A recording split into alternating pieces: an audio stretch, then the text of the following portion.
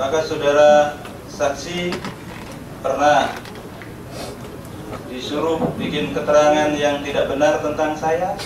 Sering dulu sebelum saya LPSK, oleh karena itu makanya saya minta LPSK supaya saya bebas dari intimidasi dan tekanan mereka, Pak.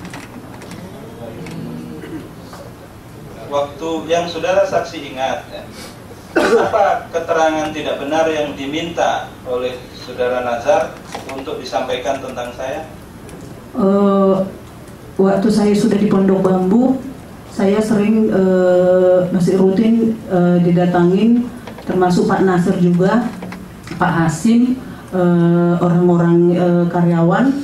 Mereka selalu kalau datang selalu lolos dari portir Pondok Bambu, selalu lolos handphone atau AAN. Dan ketika lagi saya dipanggil dari sel di sebuah ruangan, tiba-tiba nanti langsung handphone nih bicara sama bapak. Jadi saya kan bingung, kok tiba-tiba ada telepon bapak. Saya kan, saya bilang jangan saya bicara dengan bapak, saya stres kalau udah bapak telepon ke saya.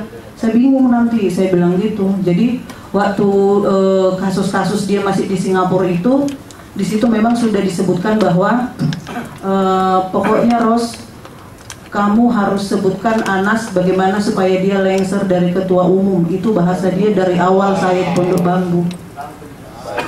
Apalagi selain itu?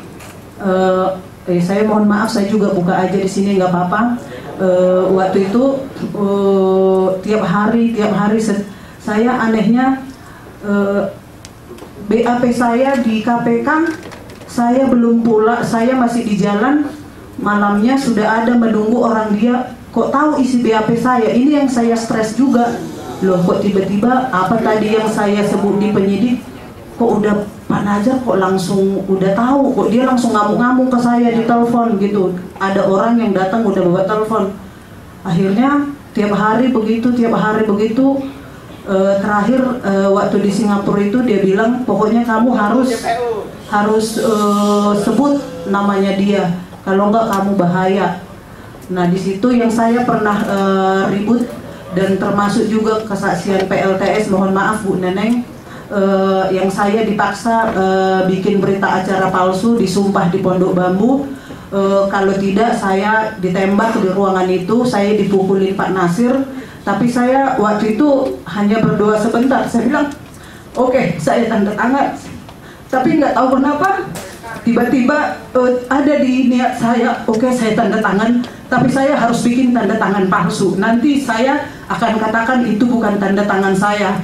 Nah udah, saya memang tanda tanganin surat itu.